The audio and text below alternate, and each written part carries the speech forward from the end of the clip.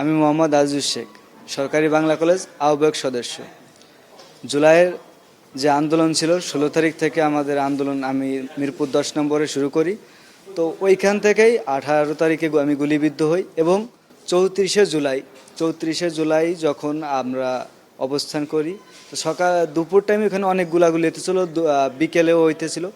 তো তৎক্ষণিক যখন পুলিশ ঘেরাও করে এবং আমাদের চারিদিক থেকে ছাত্রলীগ পুলিশ ঘেরাও করে, তো আমার যত ভাই বোনেরা ছিল সবাই পিছন দিকে চলে যাইতেছিল, মানে সামনের দিকে কেউই আগাইতেছিল, মানে এক পা আগাইলে দুই পা পিছ হইতে যাইতেছিল। তো ওইখান থেকে আমার মাথায় একটা চিন্তা আসে যে আমি যদি আমার বাংলাদেশের স্বাধীন পতাকা নিয়ে আমি এই ফ্লাইওভারের উপর উঠে দাঁড়াতে পারি, তাহলে হয়তো আমার ভাই এবং আমার বোনেরা, আমার সহযোদ্ধারা আমাকে রেখে চলে যাবে না। তো ওইখান থেকেই আমি তৎক্ষণিক মিরপুর ফ্লাইওভারের উপরে উঠি এবং আমার বাংলাদেশের স্বাধীনতা পতাকা আমি ওইখানে উত্তোলন করে দিই। তো তার কিছুক্ষণের মাঝে দেখি আমার ভাই ব্রাদাররা আরও আমাকে দেখে অনুপ্রাণিত হয়েছে এবং সাহস পাইতেছে, এই সামনের দিকে এগিয়ে গেছে। এরপরে 18 তারিখে গুলিবিদ্ধ হওয়ার পরে 19শে জুলাই আমি গ্রেপ্তার হই এবং গ্রেপ্তার হওয়ার পরে আমাকে মেট্রো রেল পোড়ানোর যে একটা অপবাদ যেটা দেওয়া হয় আমাদের, যে আমাদের ওইখানে একটা প্যারাগ্রাফ লেখা হয়েছে। তো এখানে আমরা 20 জন ছিলাম, 20 জনের কি আমরা স্বীকারোক্তি দিনে আমাদের 2 দিন যাবত অনেক টর্চার করে। তো এক পর্যায়ে বের হই 23 তারিখ বের হয়ে আমি আবারও আন্দোলনে আসি। এর মধ্যে আপনার আমার পড়াশোনার পাশাপাশি বর্তমান সিএনজি চালাইতেছি। এই সিএনজি চালানোর দেখে আমার গাড়িতে একদিন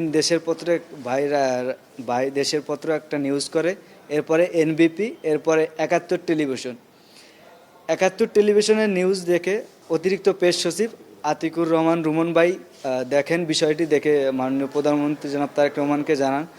তো উনি বিষয়টা দেখে আমাকে এখানে ডাকেন এবং আমি যখন যাই আমাদের মাননীয় প্রধানমন্ত্রী জনাব তারেক রহমান, আমি ভিতরে ঢোকার মাত্রই যখন আমার নাম ধরে ডাক দিছে, আসলে এই যে অনুভূতিটা, এটা ভাষায় প্রকাশ করার মতো না। যে আমাদের একজন মাননীয় প্রধানমন্ত্রী, আমি ভিতরে ঢোকার মতো আমার নাম ধরে ডাকছে এবং তিনি আমার ভিডিওটি দেখছে।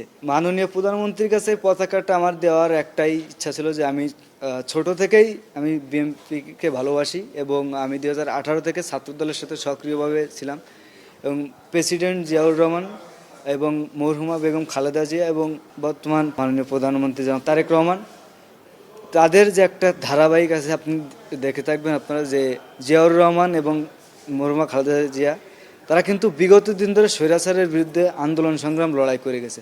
তো ওইখানে কিন্তু আমাদের চেয়ারম্যান স্যার একজন আন্দোলন সংগ্রাম করা। তো আমার মনে হলো যে আমার জুলাইয়ের রক্ত পতাকাটা যে একমাত্র যদি আমি কারো হাতে তুলে দিতে পারি, সেটা হলো আমাদের দলের চেয়ারম্যান স্যার এবং মাননীয় প্রধানমন্ত্রী জনাব তারেক রহমান। তো ওইখান থেকেই চিন্তা এবং তার কাছে দেওয়া, আলহামদুলিল্লাহ আমি ভালোভাবে তার কাছে পতাকাটা দিতে পেরেছি। এই অনুভূতিটা আমি ভাষায় প্রকাশ করার মতো না। যে আমি তো বললাম যে তিনি আমাকে নাম ধরে ডাক দিছে, এই যে একটা অনুভূতি, বা এটা আসলে ভাষায় প্রকাশ করার মতো না। এবং আমার রাত্রে আমি 2টার সময় ঘুমাইছি এবং 3টার সময় আমার ঘুম ভেঙে গেছে, আর ঘুম আসতেছে না, এবং কখন যাব। তো সব মিলে আলহামদুলিল্লাহ যে আমি আমার দলের চেয়ারম্যান এবং বর্তমান যে বাংলাদেশের প্রধানমন্ত্রী জনাব তারেক রহমানের হাতে পতাকাটা তুলে দিতে পারছি, তাই আমি খুবই আনন্দিত। উনি আমার বিষয় শুনছেন যে আমি কিভাবে সিএনজি চালাতে আসলাম, এর আগে কি করতাম, বর্তমান পড়াশোনা কিভাবে করতেছি, কিভাবে দিনকাল কাটাচ্ছি, এই সব কিছু জিজ্ঞেস করছে।